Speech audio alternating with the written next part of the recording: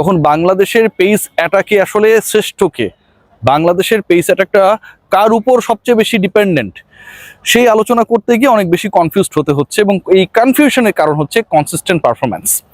আজকের ম্যাচ যদি আমরা দেখি, আমি জাস্ট একটু ম্যাচের হাইলাইটসটা আপনাদের সাথে আলোচনা করার চেষ্টা করব, এবং যেখানটায় পেসারদের পারফরম্যান্স বলতে লিডিং রোল প্লে করছেন Mustafizur Rahman.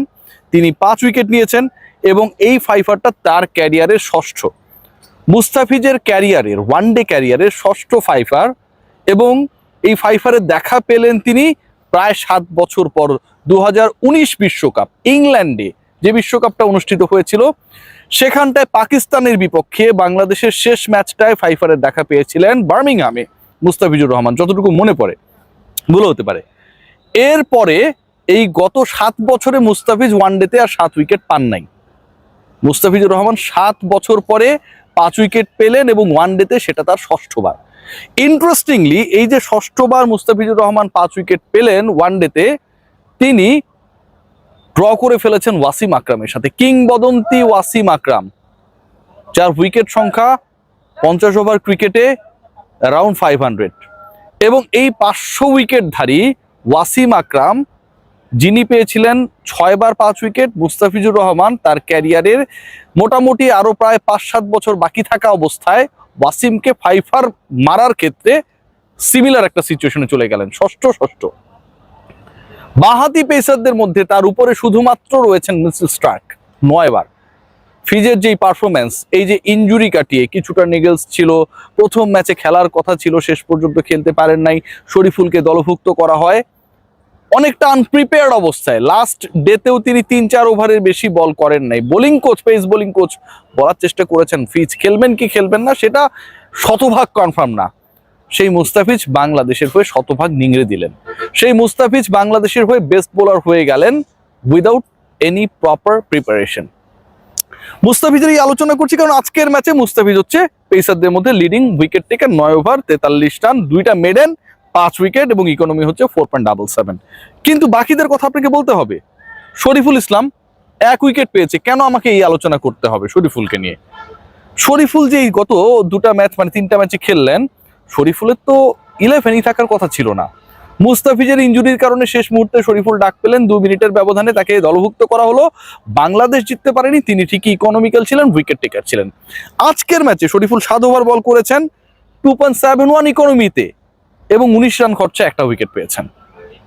Nahid Rana, what about him? Nahid রানার আলোচনাটা আসলে স্পিডের আলোচনা আসে। আজকেও 150 কিলোমিটার ক্রস করে বল করেছিলেন। যুদ্ধ চলছে, আমরা সবাই জানি যে ইউএস আর ইরানের মধ্যে, এবং সেখানটায় একটার পর একটা মিসাইল ফুটছে। নাহিদ রানার বলগুলো যেন এক একটা প্যাট্রিয়ট ক্ষেপণাস্ত্র। 146-45-এর নিচে তার বল নামে না। একটা বল ট্রাই করেছিলেন স্লোয়ার মারার জন্য, খেয়াল করেছেন যারা খেলাটা দেখেছেন, 116 কিলোমিটার গতিতে সেই বলটা ওয়াইড হয়েছে। নাহিদ রানা যদি স্লো মারার চেষ্টা করেন, কম গতিতে বল করার চেষ্টা করেন, সেই বলটাও তার কথা শোনে না, বলে এই ব্যাটা তুই জোরে বল কর, আমি আসলে তোর হাতে এসেছি বল হয়ে জোরে জোরে ব্যাটারদের কাছে স্ট্যাম্প ভাঙার জন্য। অনেকটা যেন তাই নাহিদ রানা আজকে পেয়েছেন 2টা উইকেট।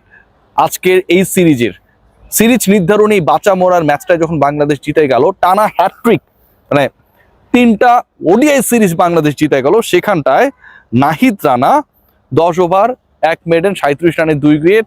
আগের ম্যাচে 5 আর তার আগের ম্যাচে 65 রান খরচায় 1 উইকেট। এবারের সিরিজে টোটাল তার উইকেট সংখ্যা 8টা। মুস্তাফিজ 1 ম্যাচেই নেন 5টা, নাহিদ রানা গত ম্যাচে মানে লাস্ট ম্যাচের আগের ম্যাচে নিয়েছেন হচ্ছে 5টা, আজকে নিয়েছেন 2টা, তার আগের ম্যাচে 1টা। Shariful Islam economical, consistent wicket taker, সবকিছু মিলিয়ে আপনার প্রিমিয়াম কিছু বোলার এই মুহূর্তে দলে নেই, সেই অভাবটা বোধ করারও বোধ হচ্ছে না।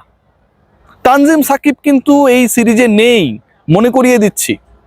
এই সিরিজের শেষ ম্যাচটায় কিন্তু তাসকিন আহমেদ নেই, তারপরও বাংলাদেশ অসাধারণ খেলে। তারপরও বাংলাদেশের এই পেস ডিপার্টমেন্ট যে যার রিপ্লেসমেন্টেই আসছে সেই পারফর্ম করছে। নাহিদ রানা এই সিরিজের আগে এতটা ফাটিয়ে পারফরমেন্স করবেন ওয়ানডেতে 50 ওভারের ক্রিকেটে, সেটা কতটুকু বিশ্বাসযোগ্য ছিল? হয়তো বিশ্বাস ছিল ভালো করবেন, হয়তো বিশ্বাস ছিল প্রতিপক্ষকে চ্যালেঞ্জ জানাবেন তার গতি দিয়ে, কিন্তু সিরিজের সেরা ক্রিকেটার হয়ে যাবেন সেই বিশ্বাসটা কার মধ্যে কতটুকু ছিল? টু বি ভেরি অনেস্ট, অনেকের মধ্যেই ছিল না, করে দেখিয়েছেন। নাহিদ রানা পিএস এর অসাধারণ করেছেন, তার আগে পাকিস্তানের বিপক্ষে অসাধারণ করেছেন, 5 মেরেছেন, বাংলাদেশকে জিতিয়েছেন, নিউজিল্যান্ডের বিপক্ষেও সেই কনসিস্টেন্ট পারফরমেন্স, কনসিস্টেন্ট স্পিড ধরে রেখেছেন। Mustafizur Rahman always the man of our all happiness, confidence, again he has proven this. Taskin, Nahid Rana, Tanzim Sakib, Shoriful Islam, খেয়াল করে দেখুন এই যে নাম